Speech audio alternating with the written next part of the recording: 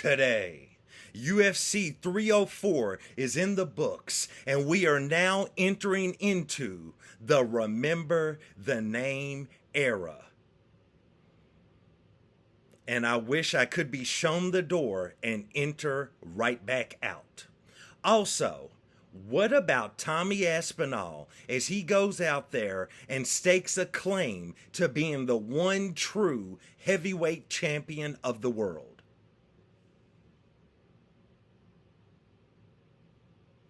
Also, what about Paddy Pimblett as he goes out there in front of the Manchester fans and dethrones the King? All of this and more on today's episode of Matter of Fact MMA. What's up?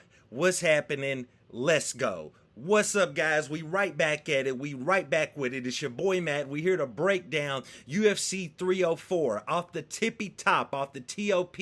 Let's give you a good little programming note. This is going to be a two-part episode. We are first going to react or break down to the main card. And then I'm going to have another video for you tomorrow where we're going to talk about the prelims, everything else, and any backlash, any fallout that might go on today, which is Monday. So, let's start at the tippy top, at the TOP, as in the main event, Leon Edwards goes out there and loses his welterweight championship to, remember the name, Belal Muhammad, by 5-round decision. So, man, there's not really a lot to say here. Let's get right to it. Leon Edwards looked flat. He was never switched on this entire fight, and he actually said as much. So I'm not breaking any news here. He couldn't get his timing. He couldn't get his range. His takedown defense was not working. He just didn't quite seem to be there. He was stuck in first gear, and he never got out of it. And he actually attributes this to the late time, because while it was pretty much a regular time for us here in the United States as far as when the fight was occurring, there in Manchester it was like 5 or 6 in the morning. So, you wake up at 5 in the morning and be told that you got to fist fight a man. You see how well that works out for you. You know what I'm talking about. So nevertheless, man, Leon Edwards was not quite there. And not to take anything away from Belal Muhammad, he had comparable stand-up in the sense his stand-up wasn't pretty, you know what I'm saying? His stand-up wasn't getting asked to the prom, you know what I'm talking about? His stand-up was staying home on a Saturday night. It was not going out on a date, you know what I'm saying? It was not sought out. But at the same time, even though it wasn't pretty, it was effective against Leon. And of course, if Belal can do anything, he can definitely wrestle. So his wrestling, his grappling looked good.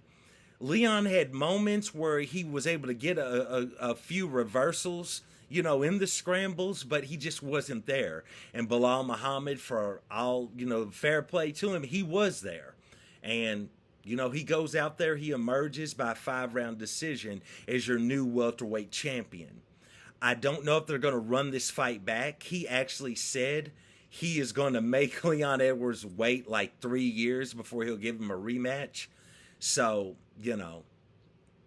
in my opinion, what your boy Matt is hoping for is I'm hoping that they expeditiously, tremendous word for a dude from Louisville, Kentucky, sign the fight between Belal Muhammad and Shafkat. We can get Shafkat in there. He can go ahead, dominate Belal Muhammad, or at least beat him. And we can get a good welterweight champion of the world who's willing to defend the title, who has action-packed fights. So we'll see how this all shapes up, how it all plays out. But Belal Muhammad is your new welterweight champion. Belal is just one of those guys, in a weird way, even though Belal Muhammad completely and totally hates Colby Covington, in a weird way, his character on the mic is similar to Colby. Because Belal says things that he's trolling, but he doesn't say them in a way where it's entertaining. It usually falls flat. and it's usually off. Like, it's a very dry sense of humor, very dry way of trolling someone. And much like Kobe, I feel like both men, they just can't land their lines or land their shtick like Chael Sonnen could. You know, Chael had the delivery. Chael had, he was the perfect troll in a way. You know what I mean? Chael said it in a way where you thought, you believed that Chael believed what he said. You know what I mean? And you never get that out of Belal and Kobe. So, nevertheless, shout out to Leon Edwards. Hopefully we can see him back in a rematch of some sort or something. Hopefully we can just see something, you know, something. We just don't want to see Belal as the welterweight champion, and that's just all that it is. Nevertheless, let's move on to the co-main event. Co-main event, your boy Tommy Aspinall goes out there and defeats Curtis Blaydes in the first round. It was a quick fight. It would have been a treat if the Belal Muhammad fight would have been quick. I still wouldn't have liked him winning, but if he would have went out there and waxed Leon Edwards round one, I would have been happy because at least I wouldn't have had to sit through 5 rounds of Belal Muhammad. Nevertheless, dude, Tom Aspinall goes out there and defeats Curtis Blaydes round 1 by TKO stoppage. Bro, so let's get into the stakes real quick. There were tremendous stakes on this fight. Let's start out with Curtis Blaydes. Curtis Blaydes has always been a really good heavyweight fighter, right? He's always been a really good fighter, but he's always been a guy that would, you know, beat a few guys, make it to that, you know, this is the fight. This is that groundbreaking fight. If Curtis beats this contender, he's going to move on and move toward the championship, and he would lose to Francis Ngannou. He'd build his way back up, build his way back up, build his way back up. Now it's his time. Now it's his chance to go ahead and go out there and, you know, try to, you know, stake his claim at getting a heavyweight championship or a heavyweight title shot. He'd lose to Francis, or he'd lose to Derek Lewis, or most recently, he lost to Sergey Pavlovich. And he would build his way back up, build his way back up, build his way back up. Now he runs into Tom Aspinall, and Tom Aspinall gets him out of there early. So shout out to Curtis Blaydes. I feel bad for him. Those were the stakes. That's what he had on the line. Let's move over to Tom. Tom had a lot on the line as well, because in the current climate of the heavyweight division, where he sits as the interim champion, you have Jon Jones as the true heavyweight champion of the world. But he's injured. One might argue he's holding the championship for hostage, because he will not move on until he goes out there and defeats Stipe, which is a fight that the UFC is eyeing for this November. And to me, in my opinion, Tom wasn't really in the conversation before this fight. You know, Jon Jones had strategically made it to where that after he defeats Stipe, it's looking like the fight that everyone is clamoring for is Jon Jones versus Alex Pereira for the heavyweight championship. That's the fight. You know, Alex is by far a star.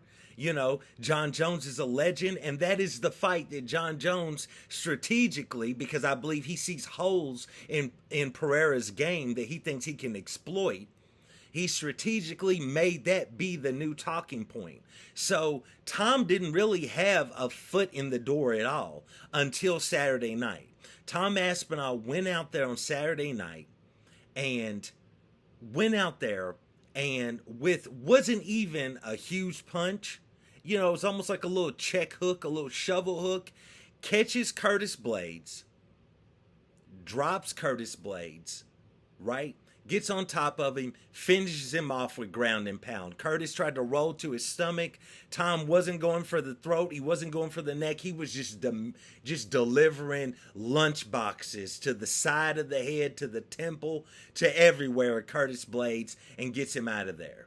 And also, what's interesting about that, and Curtis has spoken about this, so I'm not breaking any news, Curtis kind of defeated himself, because right before that exchange, Curtis caught Tom with a 1-2, and it was a solid one. It didn't rock rock Tom at all, but you could tell Tom felt it. And it looked like to me that gave Curtis this false sense of confidence that he was going to knock out Aspinall. And that did not play out. It just did not. And so right after he caught Tom with that 1-2, he kind of backed out of the pocket and Tom kind of reset and he reset. And as he rushed the pocket again to go back, to try to deliver some more shots to Tom, that's when Tom caught him with that little shovel shot. And that, shout out to Tom Aspinall's power, because it was not a big shot. And that floored Curtis, and Tom finished it from there. And in my opinion, he now put himself in a really good position to maybe get that Jon Jones fight. And Jon Jones possibly, depends on how you look at it, he might be willing to go along with it as well. Tom made a respectful call out of Jon. You know what I'm saying? He didn't curse at him. He didn't serve him. He didn't do anything like that. Very respectful call out, and said that he feels like he's better than Jon and he would beat Jon. So, Jon did reply via Twitter and basically made a reply about supply and demand. So you can look at that one of two ways. Either he is saying that Tom went out there and created a demand for a fight between him and Jon, and he will now oblige Tom Aspinall with that. Matter of fact, it could have went the other way, though. You know what I'm saying? He also could have been stating, if there is a demand for this, I will supply it, but there's not a demand right now, so it's still me and Stipe, and then I'm moving on to Alex Pereira. So we'll see how this all shakes out, how it all shapes up, but shout out to Tom Aspinall. He goes out there, he avenges that loss that was on his record to Curtis Blaydes when his knee snapped. When they went in there in their first fight, he did it in front of all the Manchester fans. It was a star-making moment. Shout out to Tom Aspinall. We'll see how it all goes from there. He is still your interim heavyweight champion of the world. Let's move on. Let's move on to another fight, which was a benchmark on this card, and that was Paddy Pimblett stepping in the octagon with King Green. First off, outstanding walkout by Paddy Pimblett. You got the traditional music, took you back to Cage Warriors. They gave him a little bit more time, for the walkout. It was very good, tremendous. He got the fans at 5 a.m. up out of their chair. I could only imagine how loud they would have been if this card would have been at a normal time frame for Manchester fans, but Paddy got them up. Shout out to King Green as he came out there with his traditional.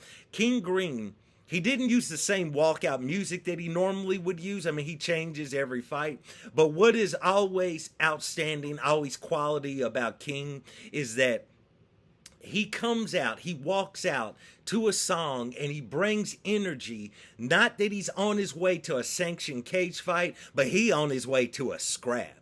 You know what I'm saying? He brings the energy that he's on the corner and he's about, we getting ready to scrap.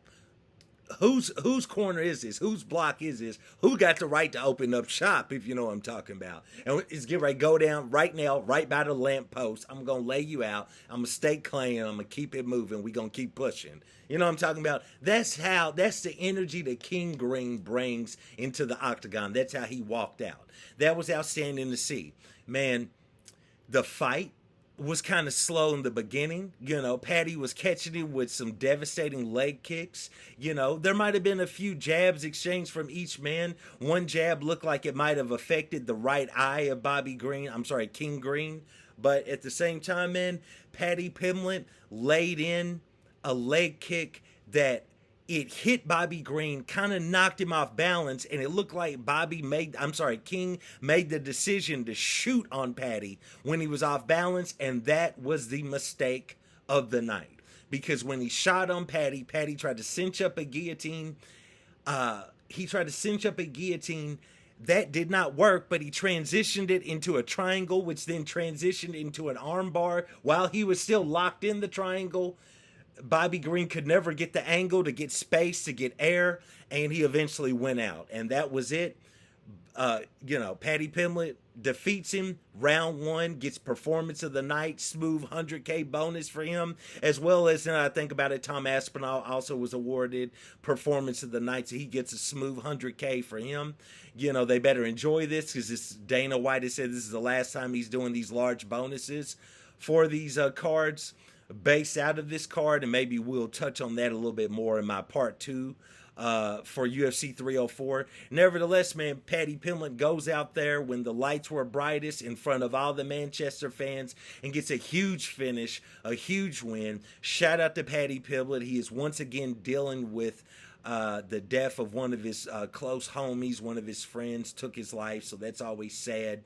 But, Paddy Pimblett pushed through a difficult fight week of nerves and emotions, and he goes out there and gets a win. And, as I'm recording this video, which is Monday morning, we will probably see a ranking beside Paddy Pimblett's name. So shout out to him, man.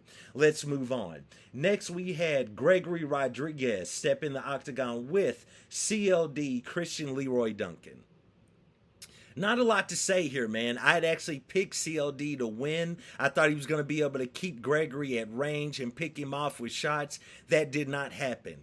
CLD got overwhelmed in this fight. Just simply overwhelmed. Overwhelmed on the feet, overwhelmed on the ground.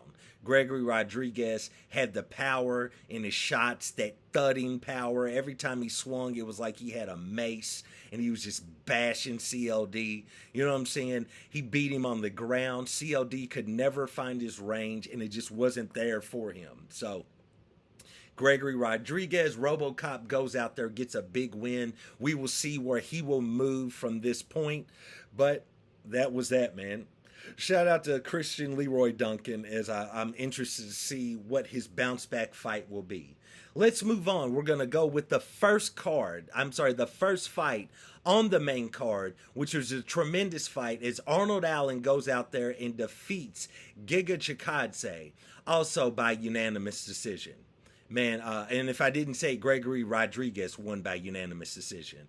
So, man, Arnold Allen goes out there. This was a tremendous fight. Giga Chikadze looked outstanding on the feet. Great kicks, quick. I mean, they were devastating. They had power. No tail on them. You could not tell when he was about to throw a kick. They were extremely fast. They thudded. They were tremendous.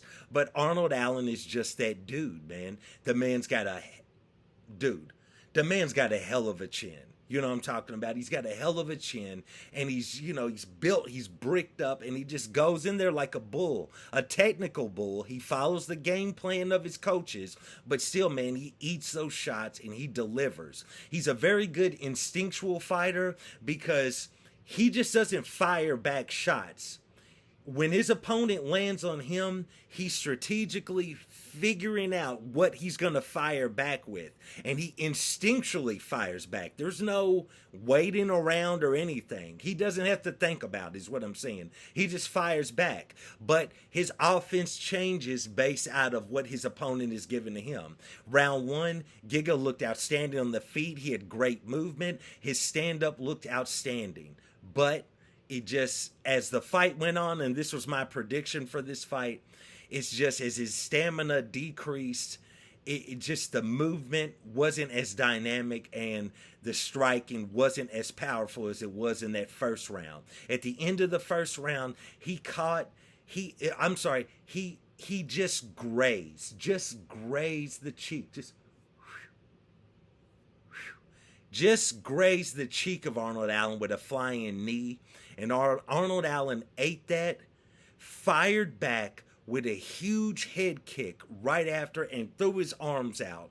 And then the first round ended. And in my opinion, that was the beginning of the end for Giga Chikadze. Because after he had almost landed that flying knee, which more than likely probably would have floored, probably would have waxed, would have starched, and any other adjective you can come up with, Arnold Allen. But Arnold ate that and then fired back with that head kick and threw his arms out like, yeah, I'm game. And for me, that just did Giga in. And he still had a good showing for himself, no doubt, but Arnold Allen was just a step ahead for the rest of the fight. So shout out to Arnold Allen. It's great to see him still moving forward, still climbing, still showing he is that dude, even after that loss to Max Holloway. And that was the main card of UFC 304. It had some high moments. It was great to see Arnold Allen go out there and do his thing. It was great to see Paddy Pimblett go out there and get a huge win. It was great to see Tom Aspinall insert him truly in that heavyweight title conversation between him and Jon Jones. But it ended on a down moment with that horrible main event and Belal Muhammad now becoming the welterweight champion. So you guys, let me know in the comments. Let me know what you think. Are you a fan of Belal Muhammad becoming the champion? Are you against it? Who do you think he's going to fight next? Are you calling for a Shavkat fight like I am? Also, what do you think about Tom Aspinall? Do you think he's going to get the Jon Jones fight after the Stipe fight? Or do you think Jon is still going to continue to go after Pereira? Let me know all of this. Once again, I will say, programming note, this is part 1. We will have part 2 tomorrow where we're going to go over the prelims and any fallout from the card. So once again, I do want to thank you guys for joining me for another episode of Matter of Fact MMA, and I check you next time. Peace.